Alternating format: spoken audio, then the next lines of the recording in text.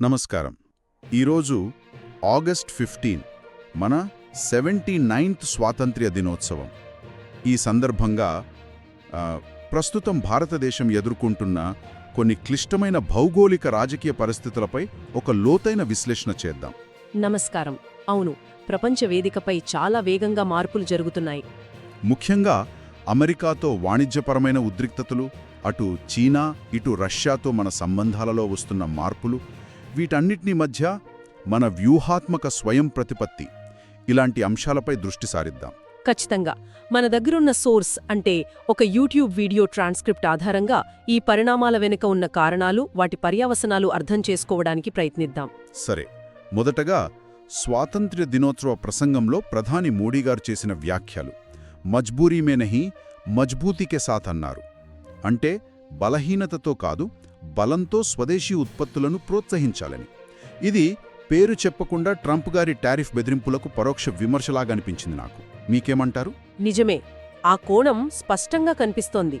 అంటే మనం బలంగా ఉన్నాం, మీ బెదిరింపులకు లొంగేది లేదనే సంకేతం పంపినట్టుంది. మన సోర్స్లో కూడా స్కాట్ బెసెంట్ లాంటి వాళ్ల విశ్లేషణ ఉంది కదా. అవును, ఆ ట్రెజరీ సెక్రటరీ. ఆయన అంచనా ప్రకారం అలాస్కాలో ట్రంప్ పుతిన్ చర్చలు ఒకవేళ విఫలమైతే అమెరికా మన దేశం మీద సుంకాలను, టారిఫ్లను ఏకంగా 75% వరకు పెంచే ప్రమాదముందని హెచ్చరిస్తున్నారు. 75%? అది చాలా ఎక్కువ. అవును, అంటే అమెరికా తన లక్ష్యాల కోసం, బహుశా రష్యాతో బేరసారాల కోసమో ఏమో మనల్నొక పావుగా వాడుకునే ప్రమాదం పొంచి ఉందన్నమాట.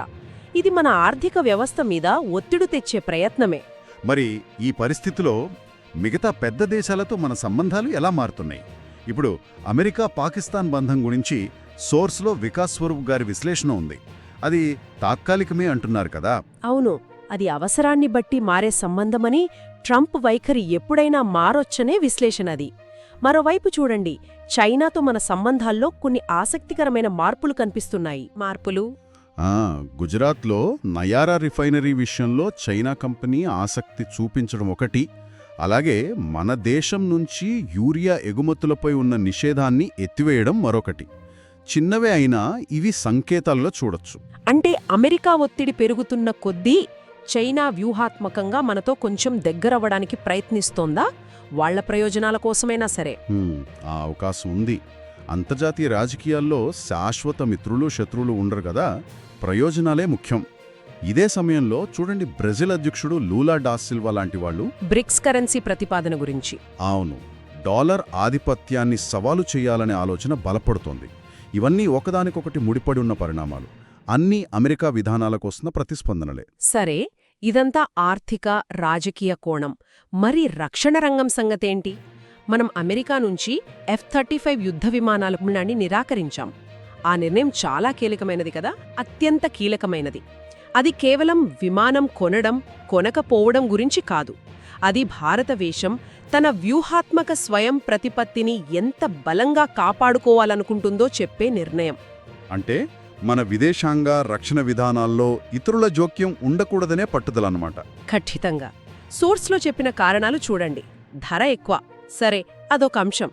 కానీ అంతకంటే ముఖ్యం, టెక్నాలజీపై పూర్తి నియంత్రణ ఇవ్వకపోవడం, సోర్స్ కోడ్లు షేర్ చేయకపోవడం. అంటే విమానం మన దగ్గర ఉన్నా దాన్ని నడపాలంటే వాళ్ల మీద ఆధారపడాలి.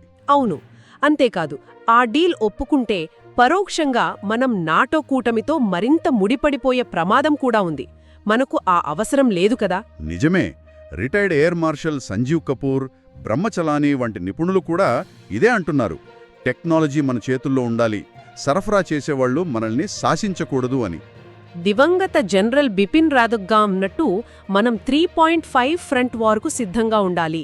అంటే చైనా, పాకిస్తాన్, అంతర్గత భద్రత, ఈ మూడింటిని ఒకేసారి ఎదుర్కోవడానికి. దానికి తగ్గట్టు మన నియంత్రణలో ఉండే ఆయుధ సంపత్తి కావాలి. మరి F-35 వద్దనుకున్నాం సరే, ప్రత్యామ్నాయాలేంటి? రష్యాతో S-400 ఇప్పటికీ వస్తున్నాయి. ఇప్పుడు S-500 లేదా Su-57 విమానాల గురించి చర్చలు జరుగుతున్నాయా?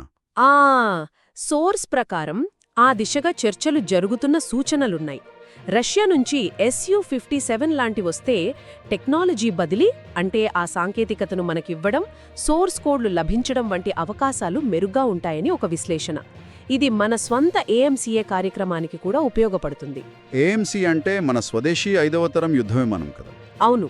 అయితే ఇక్కడ ఇంకో సమస్య ఉంది. అదే అమెరికా యాంక్షన్ల భయం. CATSA అంటారు కదా, ఆ చట్టం కింద రష్యా నుంచి పెద్ద ఆయుధాలు కొంటే అమెరికా యాంక్షన్లు విధించవచ్చు. అదో పెద్ద చిక్కుముడి. ఒకవైపు టెక్నాలజీతో కూడిన రష్యా ఆఫర్, మరోవైపు అమెరికా యాంక్షన్ల భయం. సరిగ్గా చెప్పారు. ఇదొక సంకట స్థితి. మొత్తం మీద చూస్తుంటే భారతదేశం చాలా అస్థిరమైన ప్రపంచంలో చాలా జాగ్రత్తగా అడుగులు వేస్తోంది. అటు మేక్ ఇన్ ఇండియా లక్ష్యాన్ని కాపాడుకోవాలి, ఇటు మన వ్యూహాత్మక స్వాతంత్ర్యాన్ని నిలబెట్టుకోవాలి. అంతర్జాతీయ సంబంధాలు కేవలం జాతీయ ప్రయోజనాల చుట్టూనే తిరుగుతాయని స్పష్టంగా అర్థమవుతుంది. అయితే ఈ జాగ్రత్త ఎంతవరకు ఫలిస్తుంది? జెరెమీ సాక్స్ లాంటి ఆర్థికవేత్తలు చెప్పినట్టు, ఒకవేళ అమెరికాతో టారిఫ్ యుద్ధం వస్తే మన జీడీపీలో 2% వరకు నష్టం వచ్చే ప్రమాదముంది. ఆ నష్టాన్ని తట్టుకోగలమా? అదొక పెద్ద ప్రశ్న. అవును. అందుకే కేవలం వార్తా శీర్షికలు కాకుండా లోతుగా విశ్లేషించడం ముఖ్యం. తక్షణ ఆర్థిక నష్టం కన్నా దీర్ఘకాలంలో దేశ సార్వభౌమాధికారం, స్వతంత్రంగా నిర్ణయాలు తీసుకునే శక్తి ముఖ్యమని ప్రభుత్వం భావిస్తున్నట్టుంది. మరి భారతదేశం తీసుకునే ఈ నిర్ణయాలు ప్రపంచ శక్తి సమతుల్యతపై ఎలాంటి ప్రభావం చూపుతాయంటారు? ముఖ్యంగా డాలర్ మీద? జెరాయ్ సెలెంటెలాంటిలానేమంటున్నారంటే, భారతదేశం కనుక అమెరికా ఒత్తిళ్లకు లొంగకుండా నిలబడితే అది ఇతర దేశాలకు కూడా ఒక ఉదాహరణగా నిలుస్తుందని, చివరికి అది డాలర్ ఆధిపత్యం బలహీనపడటానికి కూడా దోహదపడొచ్చని అంచనా వేస్తున్నారు. ఇది కొంచెం దూరం ఆలోచన అయినా ఆ అవకాశం లేకపోలేదు. అంటే మనం తీసుకునే నిర్ణయాలు కేవలం మనకే కాదు, ప్రపంచ ఆర్థిక వ్యవస్థపై కూడా ప్రభావం చూపొచ్చన్నమాట. ఖచ్చితంగా. చూడపోతే ఈ ప్రపంచ చదరంగంలో సులువైన ఎత్తులు, తేలికైన సమాధానాలస్సలు లేవు. ప్రతి అడుగు ఆచితూచి వేయాల్సిందే. అవును. ఇప్పుడు అసలు ప్రశ్న ఏంటంటే, ఈ మారుతున్న పొత్తులు, ఈ పెరుగుతున్న ఒత్తిళ్ల మధ్య భారతదేశం యొక్క వ్యూహాత్మక స్వయం ప్రతిపత్తి అనే భావన రాబోయే సంవత్సరాల్లో ఎలా మారుతుంది? అంటే ఆర్థికంగా నష్టపోయే ప్రమాదం ఉన్నా సరే భౌగోళిక రాజనీతిక స్వాతంత్ర్యాన్ని ఎంతవరకు ఎలా నిలబెట్టుకుంటుంది? ఈ రెండింటినీ ఎలా సమతుల్యం చేస్తుంది? దీనికి సమాధానం రాబోయే కాలమే చెప్పాలి.